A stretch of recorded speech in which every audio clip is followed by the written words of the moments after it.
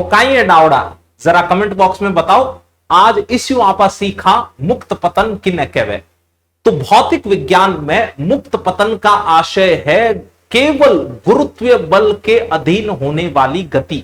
जैसे मान लीजिए आपने इस तुम्बे को छोड़ दिया यहां से, अब यह गति केवल गुरुत्वीय बल के अधीन हुई, हम यहां वायु प्रतिरोध को नगण्य मान रहे हैं, तो यह मुक्त पतन का उदाहरण है।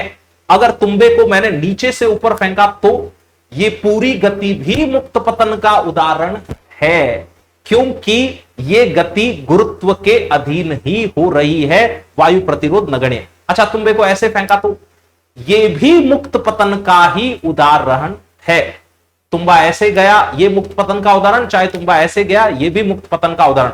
अच्छा, मान लीजिए कि मैंने एक टावर बनाया यहां पर, और इस टावर से मैंने तुम्बे को ऐसे फेंक दिया, यूं इस तुम्बे को ऐसे सीधा फेंका 36, तो ये तुम्बा ऐसे जाते हुए गिरेगा। ये भी गुरुत्व के अधीन ही गति है, वायु प्रतिरोध नगण्य है, यानी कि यह भी मुक्त पतन का उदाहरण है।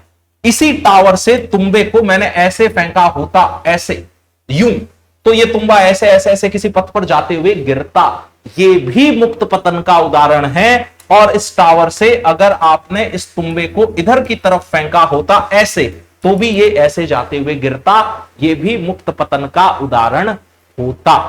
केवल गुरुत्वीय बल के अधीन यदि कोई वस्तु गति कर रही है तो वो मुक्त पतन का उदाहरण है। मैं एक और शानदार उदाहरण आपको देता हूं। मान लीजिए कि यह धरती है और इस धरती के चारों ओर एक उपग्रह कक्षा में चक्कर लगा रहा है।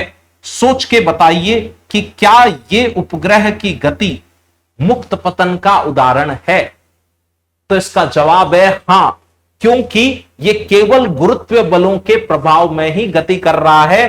धरती के चारों ओर आप इधर वायु प्रतिरोध को क्या मान रहे हैं? नगण्य।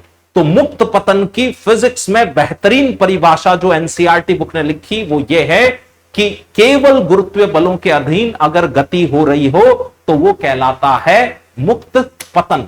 हां, मुक्त पतन में प्रारंभिक चाल शून्य भी हो सकती है और अशून्य भी। जैसे ये वाले केस में प्रारंभिक चाल शून्य थी, लेकिन ये वाले केस में प्रारंभिक चाल शून्य नहीं है, हमने इसे कुछ चाल दे रखी है। गया तुम्बा। मिलते हैं अगले वीडियो में।